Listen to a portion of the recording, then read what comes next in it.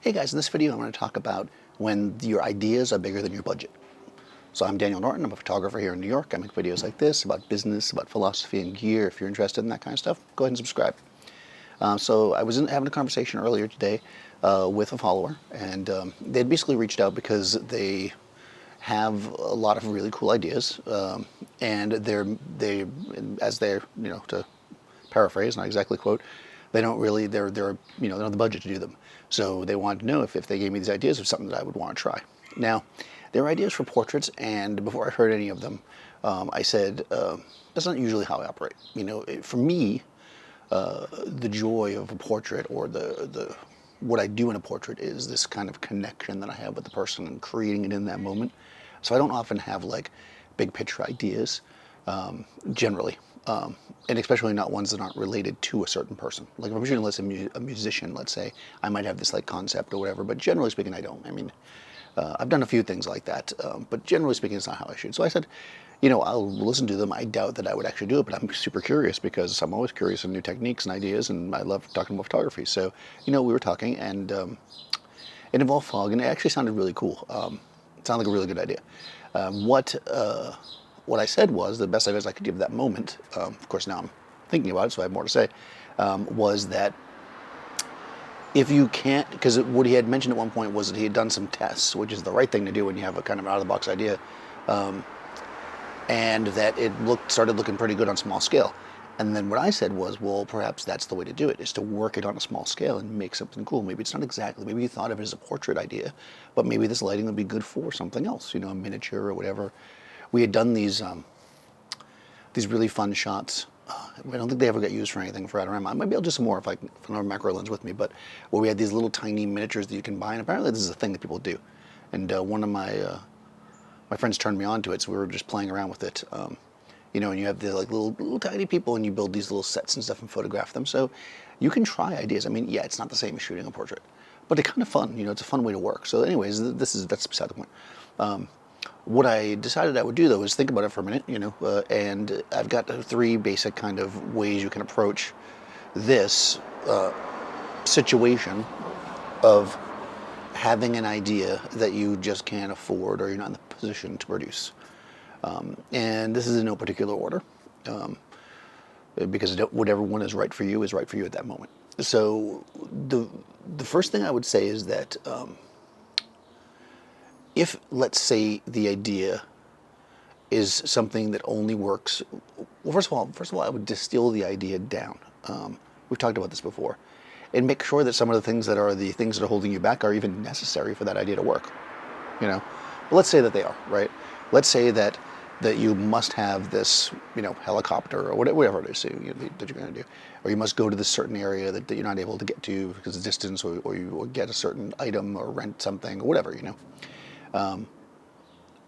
but you're in the beginning of your career, or you're in the middle of your career. You're somewhere where there's potential that someday you might be in the position to do that. And be realistic. I think a lot of times people are like, oh, no, I'll never be able to do it. But also people sometimes like, oh yeah, sure, of course, I'll be able to have, $1 million in gold bars. I mean, maybe you would. Who knows? But be realistic about it. And if you think this is something that you might actually be able to pull off with some, certain, maybe in the future, right? Then what you should do is look at it like you are bidding on it as a job.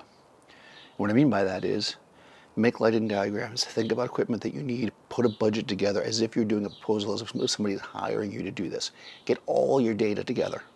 And that'll really make you focus and look at this thing. It'll really make you think about it more, and it'll really put you in it. Then take that file and put it in a file. Exactly that. And you should do, if you're a creative person who comes up with a lot of cool ideas like this, and you're in the position where you don't really have a lot of budget, you may end up with a whole bunch of these things. And then what I would say is, over time, maybe once a month, maybe once every couple of months, whatever is best, sit down with a cup of coffee or whatever your favorite morning beverage is, spread them out on your coffee table, and look at all these ideas again, and see if you are closer to being able to do them. Or maybe you've come up with another solution that would make doing this easier or better than you originally thought, right? And eventually, you'll get them done. Almost like, I don't want to call it a bucket list, I hate that word.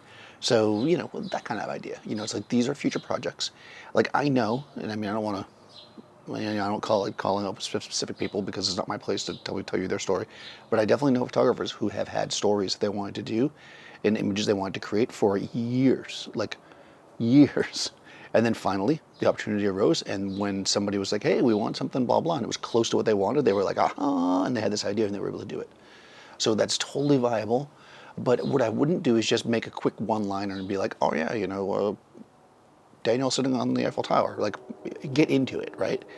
Really like it's a job, so that you're really considering what it is. Because you might find a few things. Like I said, other ways to do it.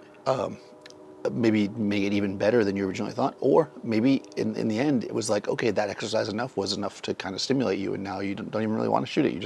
It was part of it was the exercise, right? So that's the first thing. The second thing that you could do is look for a sponsor, right? So a sponsor would be somebody who is going to pay for it, and this could be a lot of different things. It really depends on your business model. I've talked about this before, like when I did the Elvises in Vegas, like I found Broncolor, like I knew that they would benefit from these images, so I essentially sold them the idea so that they would pay for it, Essentially, in the end, they got with something from it. It's kind of like spec work, except they're paying for up front. It's harder to do for advertising / portrait images, unless you're in a certain situation, like I was, where like I knew I had a platform to put these videos on, so I had something to offer, right? It's a little easier to do if you're doing like documentary work. Like I used to know this guy, and he would take we were living in Miami. In Miami, everything dies in the summer, so he would travel every summer for a couple of months. Then he would do like documentary work all over the place. He would do things he wanted to do, like travel to different countries he wanted to see, and he would shoot stories there, and then he would try to pitch them when he got back. He'd put the photo stories together, and he would try to pitch them to various magazines, because he was a magazine photographer, and sometimes they would buy them. And he already shot it, so he would just take that money in, right? So that's one way to do it as well, right? Find somebody to pay for it. In this case, he was doing it anyways, but this would be like ahead of time, like, oh, maybe, such and such company would benefit from this, in this way or that way, or especially if they're being used. Like, let's say that the idea, involved a location, being able to convince the people at the location that this image would benefit them, would be a great way to sell it to them and get them to actually at least sponsor that part of it, right? Easy as that, right? You're going to do a gallery show and you need to make a lot of big prints. You get a paper or a printer company to sponsor it. These are ways to do things that are outside the budget.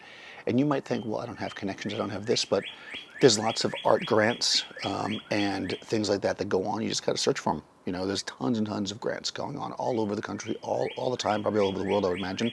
And I've definitely spoke to and dealt with many photographers who have won such grants. They had an idea, they weren't in school or anything, they were even older people, and they were just like, I have this idea, and they petitioned to the certain grants that were for, just whatever, and they got them, and they got money for it. Okay, so the third thing is actually the very first thing I said, which is do it on a smaller scale, like legit on a smaller scale.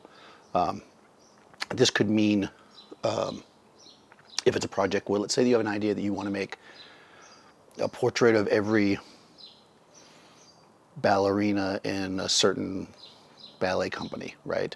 But you can't afford, to get them all to your location or do whatever, whatever the thing is.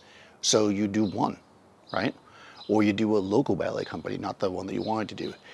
Or you do whatever, So if it's some kind of special effect you're trying to do, instead of doing it on, a model or whatever, or do it on something smaller, do it basically, because remember, distill your idea down and do it at its most basic level.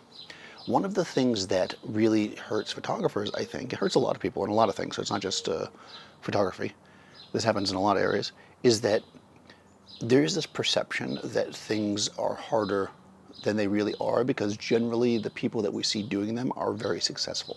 So what I mean by that is, when you look at photographers out there, like when, behind the scenes, they're shooting you don't see the girl shooting for, local magazine number 4, you see them shooting for Vogue, right? So that makes it like, oh my God, I can't do it, it's Vogue. Well, guess what? There's lots and lots of other outlets, and these outlets are smaller, and they're more open to new people, and they're more open to simpler projects and smaller projects. And I've said this a bunch of times before, a lot of my initial work, the way I broke into fashion was shooting for little local magazines. And from those local magazines, I was able to build a client base and then eventually got in other stuff. So that's just because your idea is this, right? Doesn't mean it has to be shot that way the first time, to distill down the concept enough so you can show the idea and show your skill in some way that's within your means. So what I refer to here is that when I was a photo assistant in Miami, we worked, there's a bunch of us that all knew each other. We all worked for different people. We worked for a lot of photographers, did a lot of big jobs, and a lot of us, even me at the beginning when I finally figured out this wasn't the case, felt like, wow, we can't go out on our own and do anything because we don't have 40 cases of lights and 6 cameras and, a whole crew of assistants and production and this and that and that. And it intimidated a lot of people, and they stayed working as photo assistants. Maybe some of them never became photographers because they just couldn't get past that point. Like they were like, I don't have enough money to buy all this equipment, and I don't have any clients, and they just imploded. Whereas I probably had less equipment than most of these people because a lot of them were buying like the best stuff they could get because they had the money or whatever. Or, who knows why they were doing it. But I just knew that I knew enough about lighting and I had enough confidence that with my minimal equipment that I started with, I was able to get it done, and getting those jobs done got me to move forward. And it wasn't, I was taking huge risks, of course, because I say this all the time, and it's the truth, is that working with like the cheap equipment that I had and whatever was risky because I was risking blowing jobs. But I took those risks because sometimes you gotta take the risks, If the job was small enough that it didn't allow me to rent equipment, then it was small enough that I figured it was worth the risk. And I was able to balance that, right? But I did always rent the better equipment when I had jobs that paid it. There were times where, half my or more of my fee went to renting stuff. And then there were other jobs where I basically made no money, but I took all the money I was going to make and bought like the lens I needed for that job. And that's how I built my business up. And that's how we have to do it. Even if you don't plan on doing this as a business, if you have an idea, you could, even if, let's say, like you've got a garage or whatever and you have this idea, you could little by little do it, right? It doesn't have to be done all at once. You could build it up a little bit at a time, try things, test things, make it as good as you possibly can with what you have. That's much better than not doing it at all. And, while I appreciate, that this person, thank you, thought of me to share these ideas as something I might want to try. And I thought it was pretty awesome to reach out.